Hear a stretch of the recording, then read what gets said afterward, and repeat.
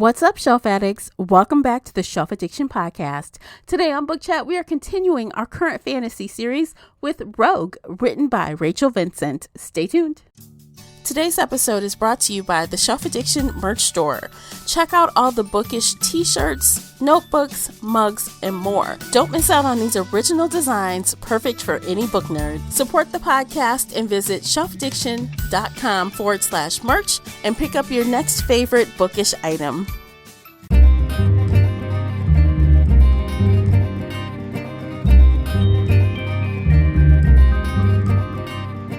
Hey everyone, I'm your host, Tamara Ford, and welcome to Book Chat here on the Shelf Addiction Podcast.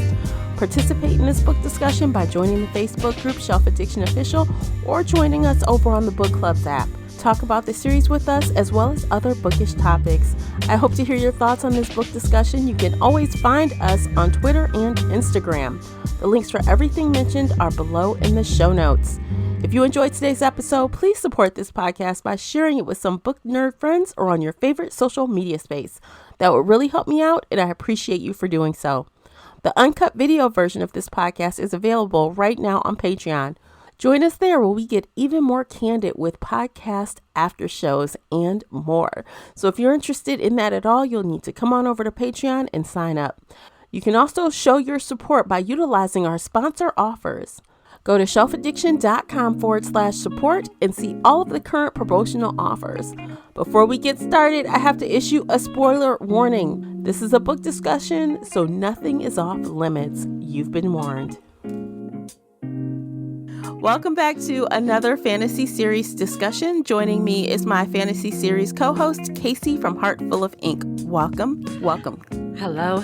I'm so excited to be here. Yay, I'm happy you're here too to drudge through this with me today. I feel like that's what it's going to be, but we'll see. Mm-hmm. We'll see. All right, you guys, we will do the synopsis and the stats as we do, and then we'll hop right on into the convo. So book 2 is Rogue, published March 25th, 2008 by Mira Books and Harlequin Books S.A. The audiobook is narrated by Jennifer Van Dyke. The paperback comes in at 397 pages, and the unabridged audio is 11 hours and 30 minutes long. Casey, will you please share the synopsis? I'd be happy to. Okay. I know that better than most. Since rejoining the Pride, I've made big decisions and even bigger mistakes, the kind paid for with innocent lives. As the first and only female enforcer, I have plenty to prove to my father, the Pride, and myself. And with murdered Toms turning up in our territory, I'm working harder than ever, though I always find the energy for a little after-hours recreation with Mark, my partner, both on and off duty. But not all my mistakes are behind me. We're beginning to suspect that the dead are connected to a rash of missing human women and that they can all be laid at my feet. 2 or 4, take your pick. And one horrible indiscretion may yet cost me more than I can bear. Okay. That synopsis did read kind of odd. I didn't like it. Yeah, that was a really weird synopsis. I'm sorry, guys. No, it's fine. I mean, you didn't write it. No, I didn't.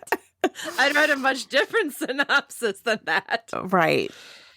Okay. High level, you know how we do. High level, what'd you think when you finished the book? I'm so annoyed with everything. And all of the inconsistencies and all of the misogyny and all of just the blah, blah, blah, blah, blah of the story. Yes. This is going to be a fun discussion. Okay, so high level for me is I got through it pretty quickly because I had to. Like, there wasn't a choice. But it was pretty painful, to be honest. And yes. I still don't like Faith any better. Nope. And I'm kind of not liking Mark as much either. I have mixed feelings about Mark, but I'll get into that later. Yeah.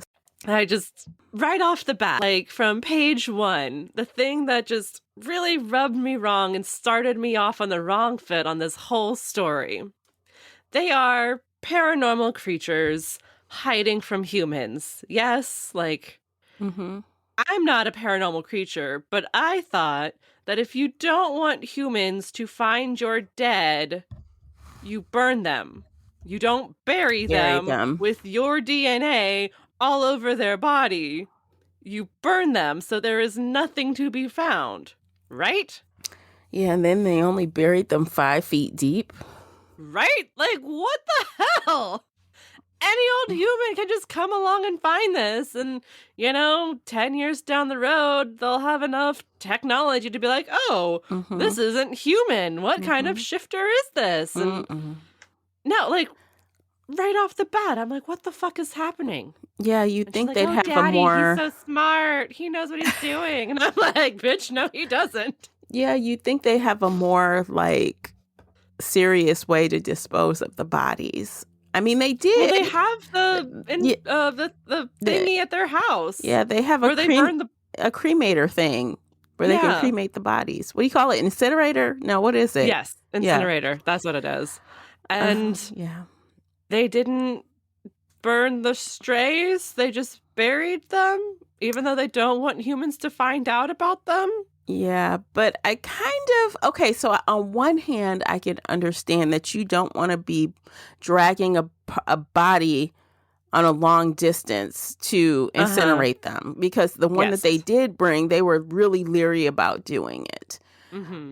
But just burying it isn't the answer either. No.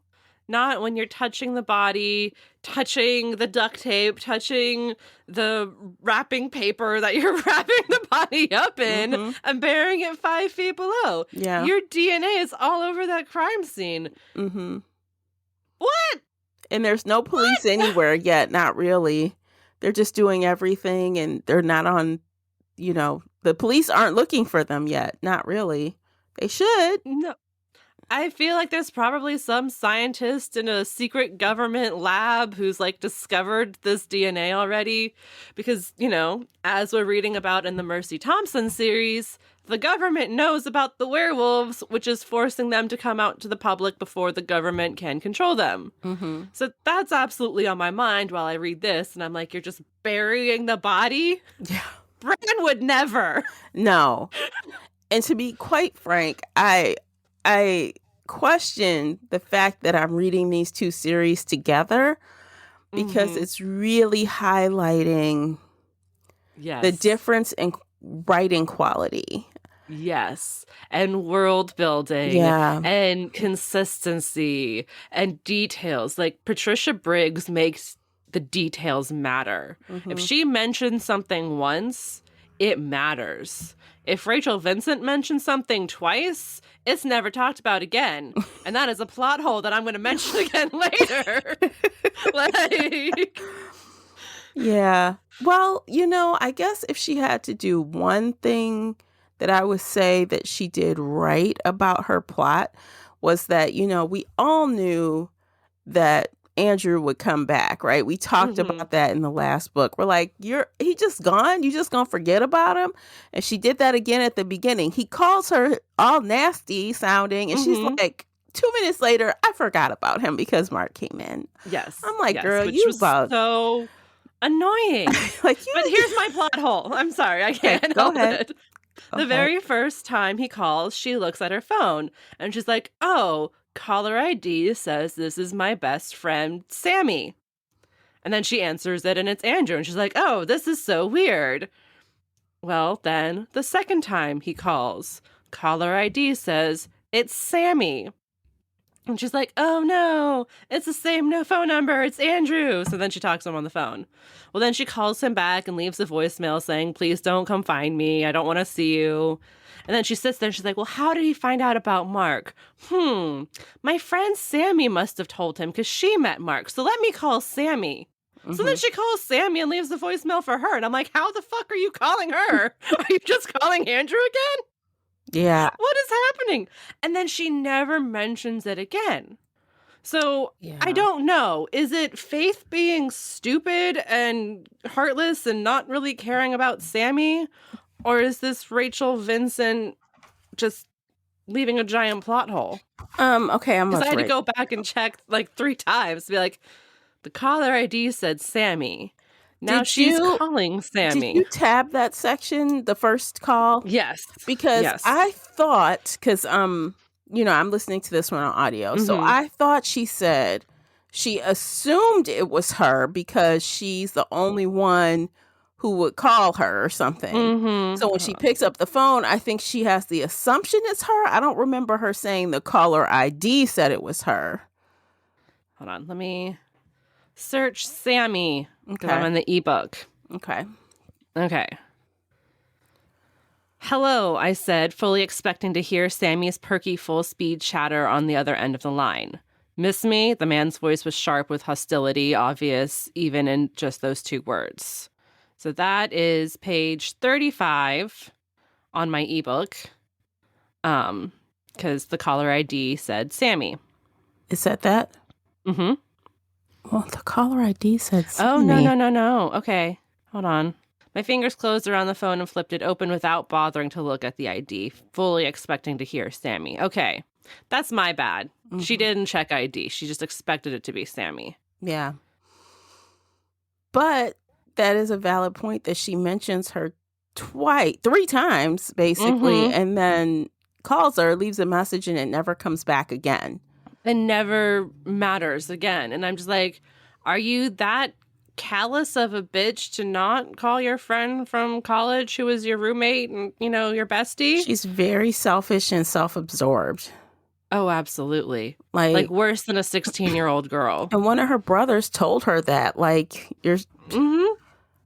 it's not about fucking you 100% of the time. Think outside your teeny little brain and which she can't or won't or refuses to do. All of the above. I don't know. She's 23 and she's very immature. Yeah. I know more mature 12-year-olds than her. I would rather hang out with a 16-year-old than her. Yeah. Given her entire personality, I would fully expect her to stab me in the back and then cry about it to her daddy. Yeah. And be like, Casey's such a bitch to me. Go throw her in the cage. That would be something her character would do. Totally. Oh, okay. I'm sorry. What I was saying before was that I think that because we thought that Andrew was going to come back, I liked how she tied that in with the pre-existing story.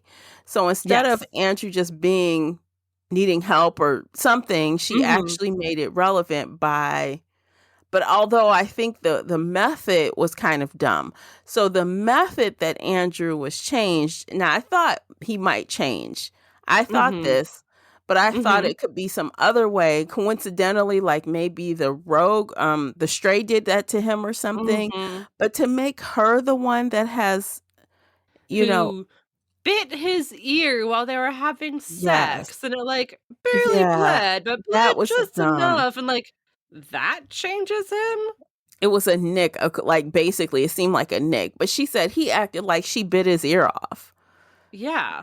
So, he was acting like she, clawed his chest open and then left him for dead. Yeah, I don't know. And then another thing that never came back around unless I missed it, but we never heard, well, obviously she killed him, but I would have liked to have heard what he remembered from that, how he thought he was infected or what he thought she did to him. Because it was some conversation about him not remembering what happened to him. So what, this other dude just says, hey, she was a wolf and a werecat, and she bit you, and you're just going to be like, rawr, I'm pissed, she bit me. You know what I mean? There's no proof at all. And if you don't remember, I wanted to hear from his point of view what he thought happened. Yeah, I would have liked to hear that too. And honestly, again, it feels so fake almost that she bit his ear and changed him. Yeah. If it's that easy to change strays or humans into strays, you'd be doing it all the damn time. Oh no, I gave somebody a paper cut. Oh no, now they're shifting into a cat. Oh no. Yeah, it doesn't seem quite right. No, it doesn't feel realistic at all. I also thought that Louise maybe had done something to him because he, showed up on the university campus and like maybe he was doing it to get back at her. Yeah. But, It could have as been with more the end, complicated, I think. yes. But we And have the how she trial in the remembered. next book. Well, So, ugh. and also, can I just say how she remembered this? And like, she's like, oh, wait, it was me. It was like this revelation. And then all Mm-hmm. of a sudden, her father is just like, he doesn't believe what she's saying, even though this whole time, so weeks have passed and she hasn't been Mm-hmm. able to transform herself again in that way. But Because her she's not father is stressed like, enough. "Ah, ah," like shaking her and yelling at her, and this whole thing, it's a mess. It's an honest to It God was a mess. mess. And Her dad has issues. I kind of don't like the father even more. I'm like, he's so, between the two of them, I just don't like the vibe. Yeah, no, I don't like the whole family. I don't like the dynamics. Everything about their whole world is so inconsistent and it makes me so mad. So, you know, Mm-hmm. Daddy Werecat here, he's like, my one son helped kidnap and rape multiple women and murdered a couple, and, all the other alphas want him punished because harming a woman is like the worst thing you could possibly do. But I'm going to hide him away in a cage because I can't bear for him to die. So I'm just going to ignore everybody on the council and keep him in this cage. Yeah. But now that my daughter accidentally turned her human and then killed him to make sure, he wouldn't keep killing, now she has to go on trial in front of the council and they might kill her, but oh well, I can't do anything about it. Right. And I'm just like, the hypocrisy of it I know. all. It's wild. It's wild. I don't, yeah, I wish I understood the dynamic more. It just is very blasé, right? It's like whatever fits the scene that she's trying to do. Mm-hmm. Yeah, it's constantly changing to fit the needs of the story, basically, instead of being consistent throughout. And that's the thing about good world building, is that once you set your rules, of course you always have Mm-hmm. some play if you can like make up some Mm-hmm. shit about magic or something. But essentially your rules stay the same. Your Yes. foundation should be consistent, right? So Yes. either the father's the alpha and he does what needs to be done, or he's a softer alpha and he wants to protect you. You know what I'm saying? Mm-hmm. It just seems weird that he's very overbearing, extra everything, and then all of a sudden it's like, we're gonna tell this big lie. We're Mm-hmm. gonna do all the things. It's very, I don't know, inconsistent, like you said.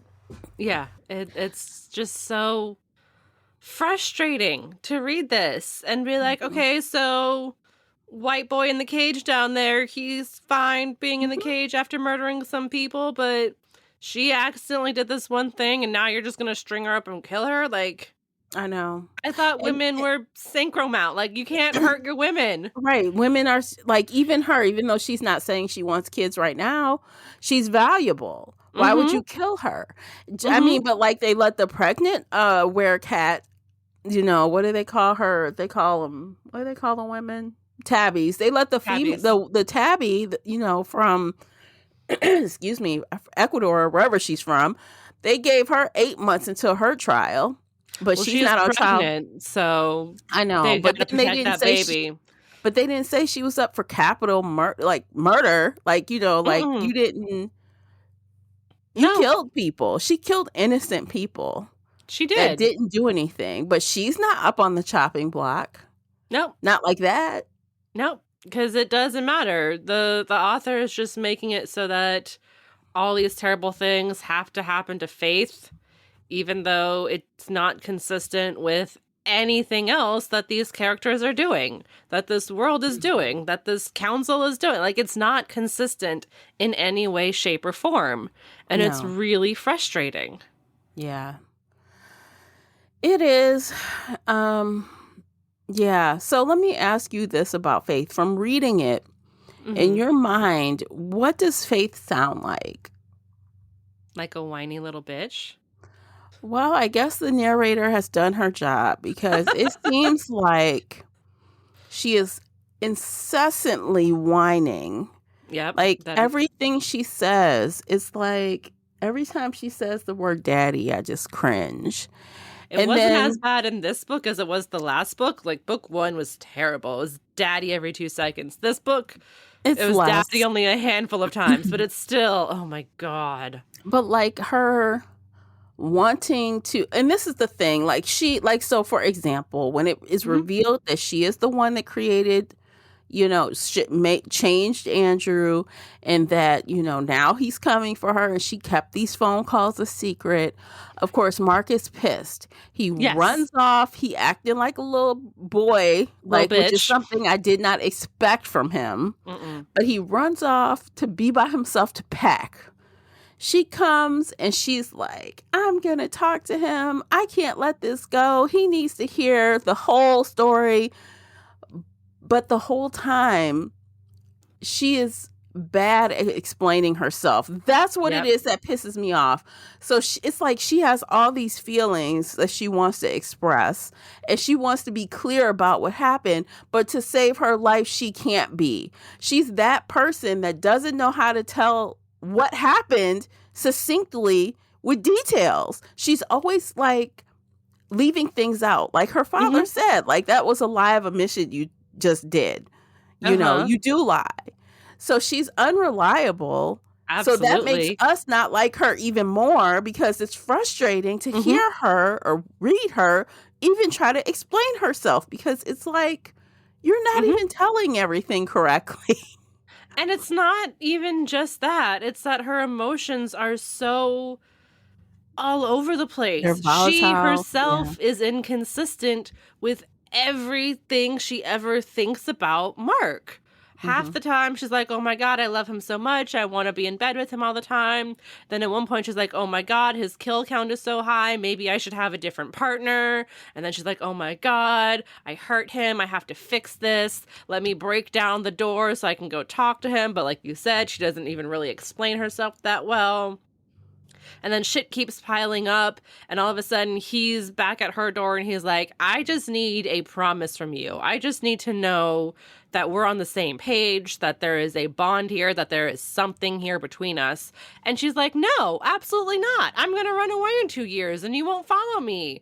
And I'm like, then why are you kicking down his door? Because you love him, but now you can't Yeah. even promise him tomorrow? No, she Like, said what the she fuck is hasn't wrong with you? decided what she wants to do, right? So she's Hmm. really living in the now. She's not, and that's being selfish. She's not thinking Hmm. about anyone else but herself Hmm. right now, right?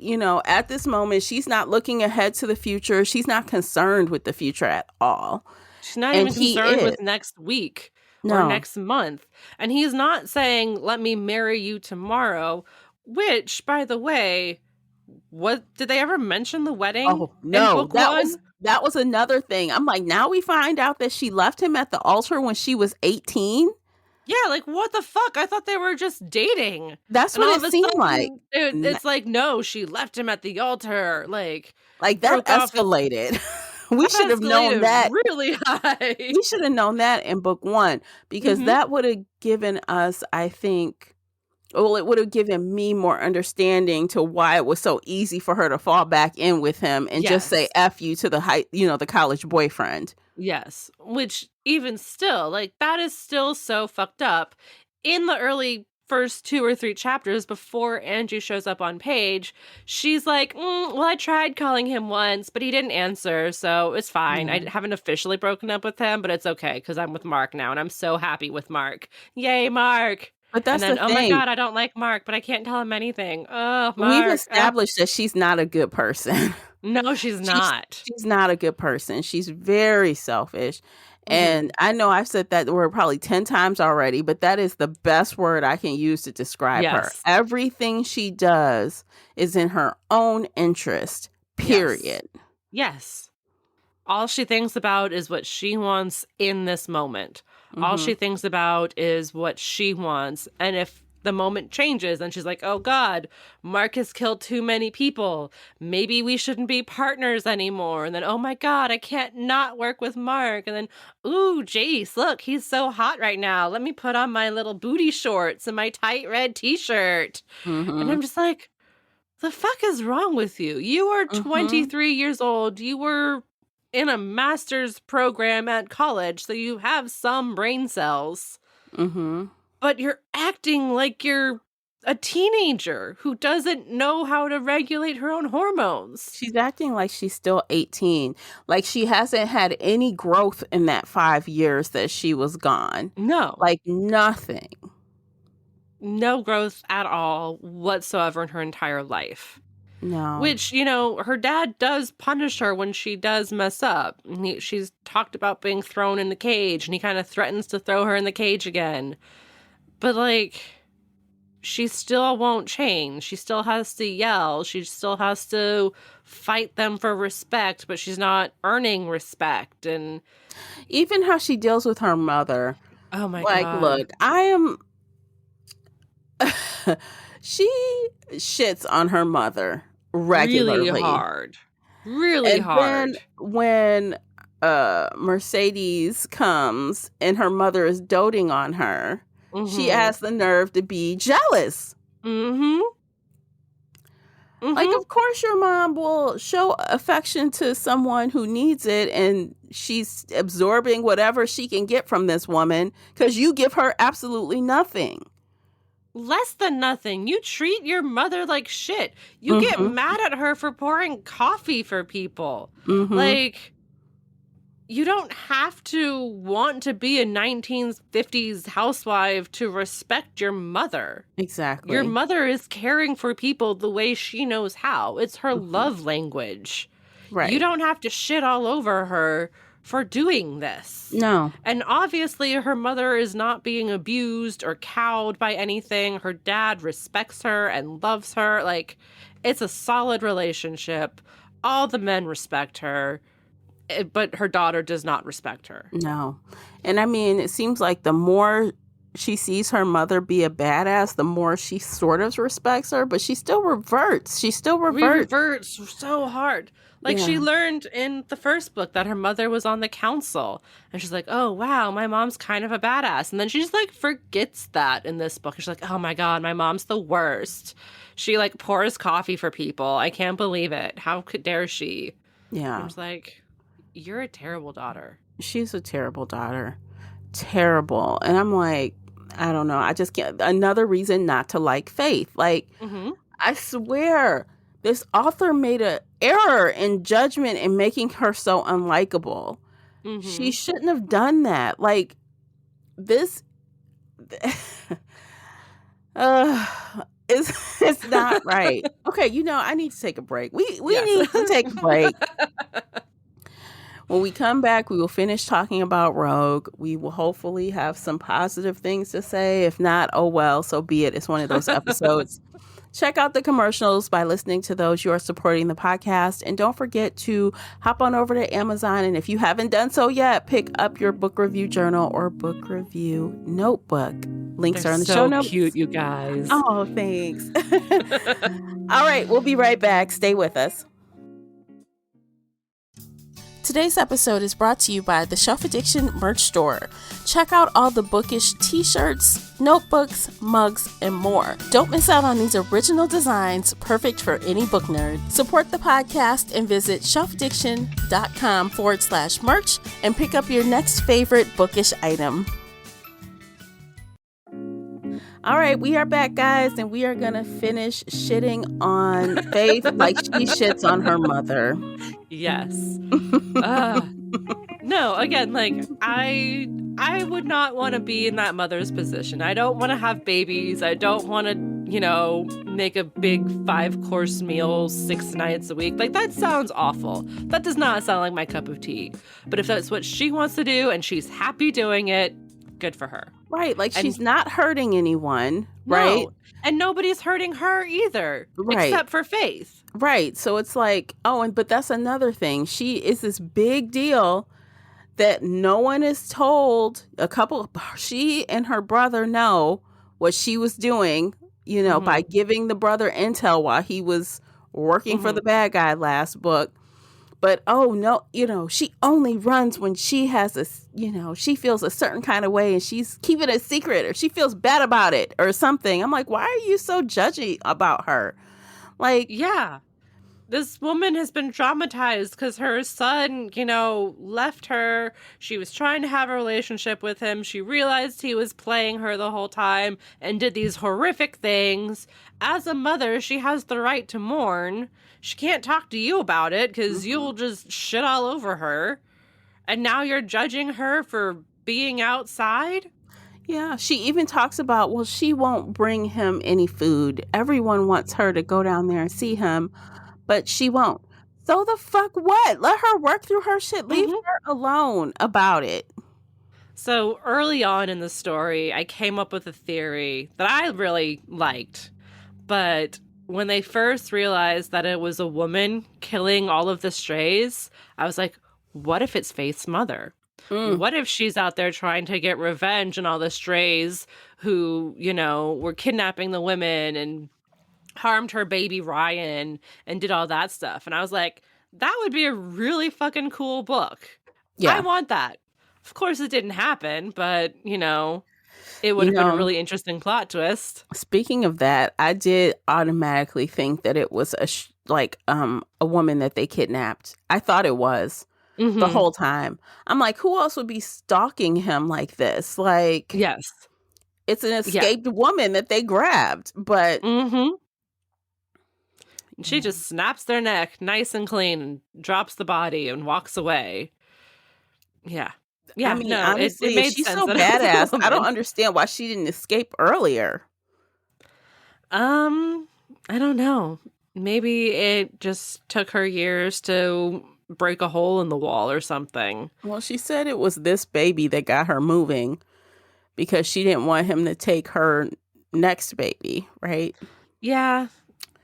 They I were killing by the way, which is dreadful, they're killing infants. If they're Mhm. not girls, they're killing Mhm. them. They also figured out how to turn human women into Women. strays, Yeah. which is something that they're like, "No, this has They never said it's not happened ever possible. before. It's not Yeah. possible."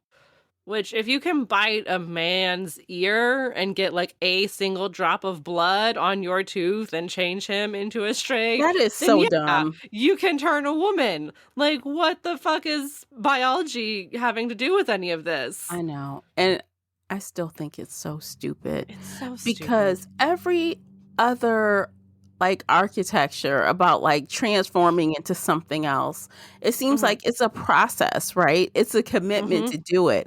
It's not, Hmm. oops, you get nicked and now you're turned into something else. No, no. Like in the Mercy Thompson series, since we're doing that read along right now as well, you have to be mauled practically to death. Like you have to be on death's door, and then you can maybe change. It's not always Mhm. successful, but if they just accidentally scratch the back of your hand, you're not going to turn into a werewolf. Right. Same with the vampires. You have to be drained down to like the last dregs of your blood, and then you get the vampire blood in you, and then maybe you'll change. Right. So this just did not jive with me at Uh-uh. all. I'm like, Uh-uh. what? I don't understand how it happened. I don't understand how it makes sense. I was waiting for him to say, like, oh, yeah, you scratched me when we had sex, but I was fine. And then Louise showed up one day and, like, killed me and then blamed you. Like, I was waiting for something like that. Mhm. But Nothing. no, she just nipped his ear during sex and got Yes. like a single drop of his blood, and he turned into a werecat. And I'm like, no, I mean, see, that's no, another thing I don't understand. So, is there venom in their fangs? Is that why reaching his blood infected him? How did probably. Something like I that. wanted details. I want more details to explain this to make me be like, okay. But the fact that when she is a human and her teeth are regular, she Hmm. shouldn't have been able to transmit that to him. Well, But she partially right, shifted. right. But that's another thing that makes me not believe it, because it was so much effort for her to do that. Hmm. Painful and effort, lots of Yeah. effort. She has to But be you're like going to tell really, really me, stressed. And yeah. or mad or whatever. But you mean to tell me you're having sex with him and all of a sudden your mouth just kind of transforms just a little bit, not to alert anyone, Hmm. including yourself. Hmm. Like it was so easy. It just happened. And then on top Bullshit. of that, she was even telling Mark that the sex with him was kind of mediocre and it's not as hot or passionate as her sex with Mark. So is she transforming at all when she's having sex with Mark? Because I feel like that would be heightened emotions. That would be more likely to happen. But I I don't don't think know. he's seen her shift while they had sex. So, no, No. none of this makes sense.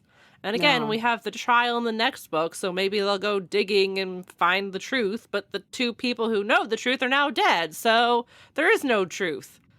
I want to see what the next book is about. I'm going to look toward the end. But it shocks me.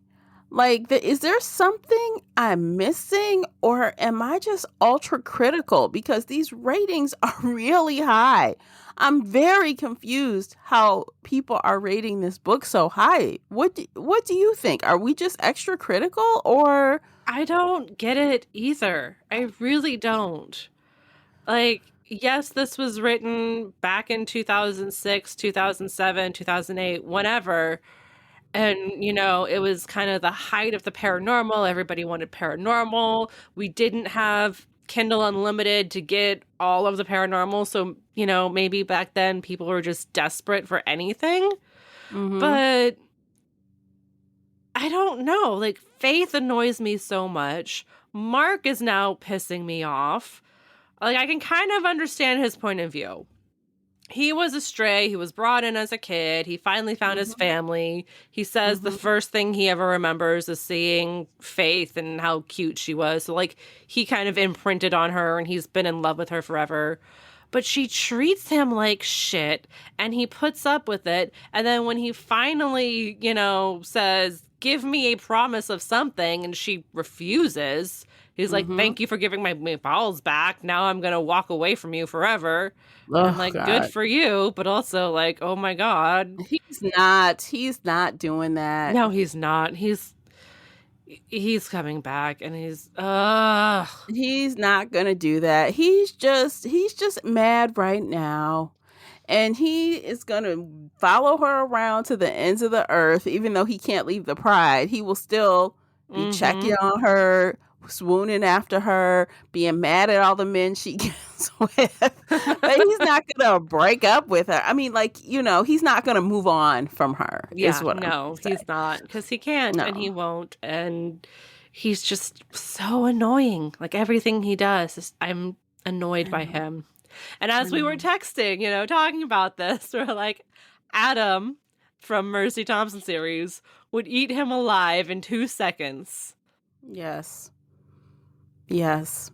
It's like he's so I don't like it. I don't like him now. I don't like them as a couple. Mm-mm. I don't like her. I feel meh about him. I don't none of the brothers have like sparked my interest in any kind of way yet. Like they're all They just all there. feel the same. Yeah.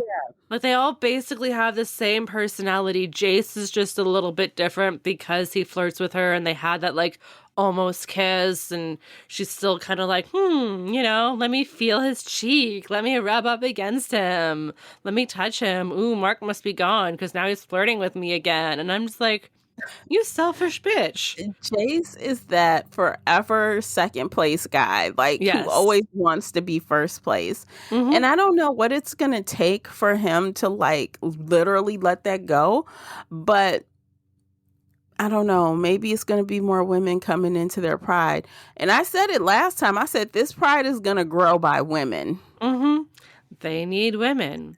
And I don't know if Faith can handle having other women around. Like Mercedes, who had been abused and is pregnant and was murdering people. Faith is like, oh my God, I hate her so much. And I'm like, you're basically the same person. You know that, right? Like, you were kidnapped too. You weren't raped because you got lucky, but you could have been, and you could have been turned into this brood mare. Like, you're basically the same person. Yeah. And now you're going around killing people. You did kill your captor, so how can you judge her so harshly? You killed your captor, you killed your ex-college boyfriend, I mean, she is very do as I say, not as I do type of personality, right? Like, she can stand on her high pedestal, her high horse, I guess. And lord over everybody of what her opinion is, but don't look at what I'm doing. And if you do anything that I deem wrong, even if it's what I'm doing, then I'm going to judge you for it. I'm going to judge you really harshly. She judges her mother. She judges her brothers. She judges her father. She judges Mark. She judges Mercedes.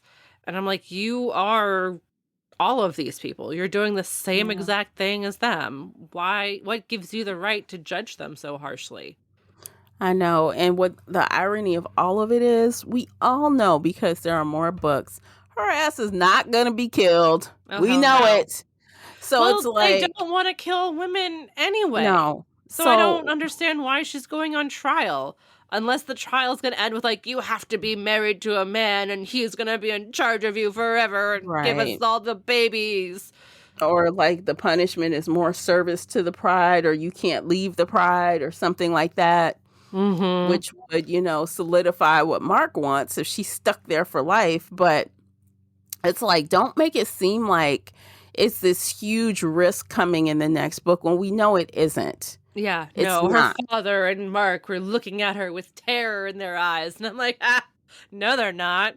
He'll just throw you into a cage like Ryan. Like, right. Why does he care what they say? He's ignoring them for his son.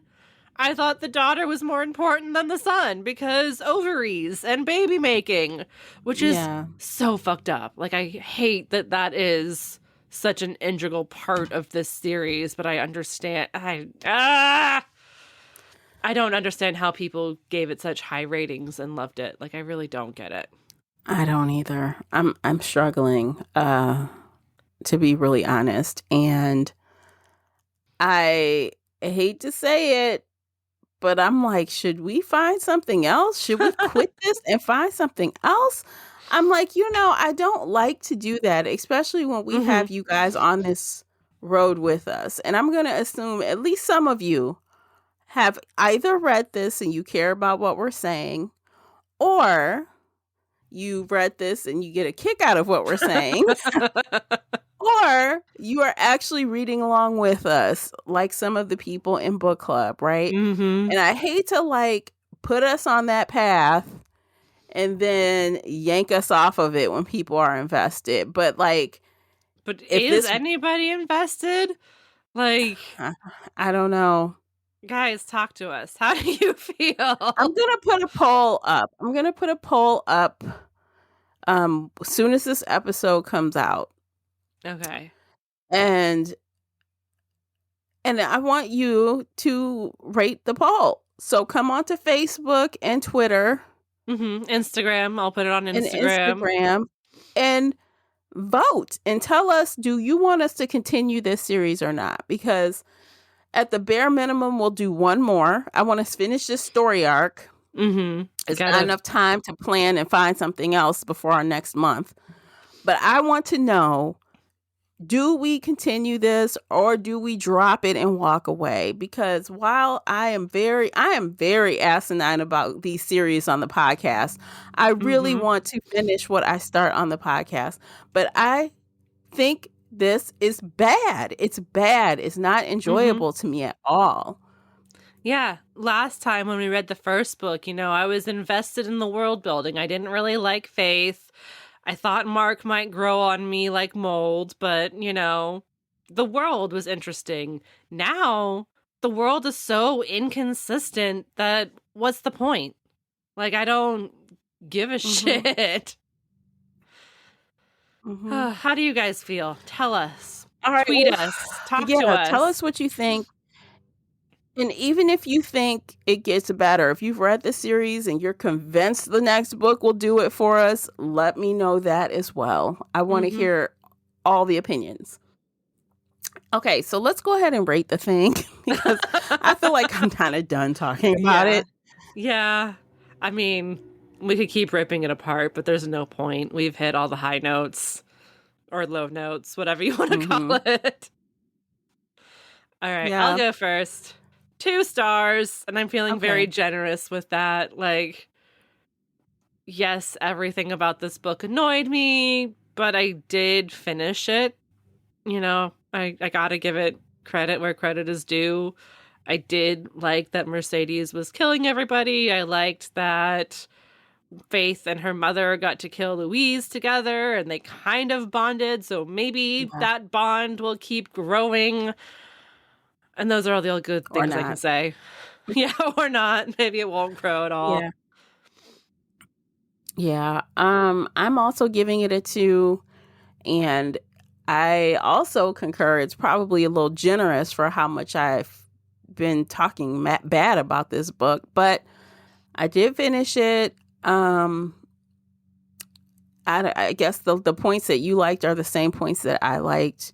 And I cannot just say, I couldn't even get a good sex scene in there. Like the one scene we got was like that angry sex that wasn't even hot. It was like, what angry is this? Sex can be hot. Like, there are some authors who make angry sex hot. This one was just weird and awful. It was flat. It felt and flat. Uncomfortable. Yeah, it was very flat.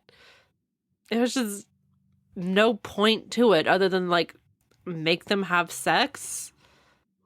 And even then, she's like, oh, I love Mark. I want to have sex with Mark. But oh, no, I can't marry him because I don't know what I want to do next week. I don't think I'll be here in 2 years. Oh, no, woe is me. And I'm like, no. Mark came in there and said, I'm going to F her brains out, and then I'm going to throw down this ultimatum with this promise ring. And it failed. Oh, God. Oh, it's so stupid. I can't. I know. It's so bad. This series, guys, talk to us. How are you feeling? Yeah. Tell us your true thoughts, your true, honest opinions. Yeah. Because we're going to end it there. So we're going to rely on you to come through and tell us what to do because yikes. Yeah. All right. So thanks for listening to this whole episode. Hopefully you've heard our plight and will reply to us when we post online. Join us for book club. You can share your opinions with us there as well. So find us at Shelf Addiction Official on Facebook or in the book club's app. Or if that's not your thing, just come right back here and see us again next month when we talk about what's next book. The next book is Pride. We will talk at least about one more book before. Who knows what we'll do after that?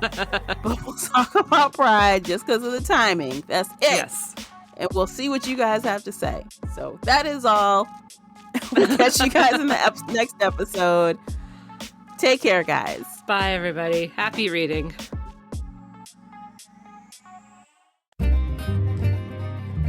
If you enjoyed today's episode and would like to show your support, there are a few things you can do. Head on over to Apple Podcasts and leave a positive 5-star review or like this episode on your favorite podcast player. It seems so simple, but it really helps me out. You can share this podcast with other book nerd friends or on your favorite social media space. You can also join the Shelf Addiction Patreon family. For as little as $2 a month, you will help us produce even more awesome content for your ears. You can also consider joining the Shelf Addiction Official Facebook group where we talk all things bookish and more in a safe space. The Shelf Addiction Podcast is a part of the Nerdy Maven Network. You can also reach us via email at info@shelfaddiction.com. Thank you for listening.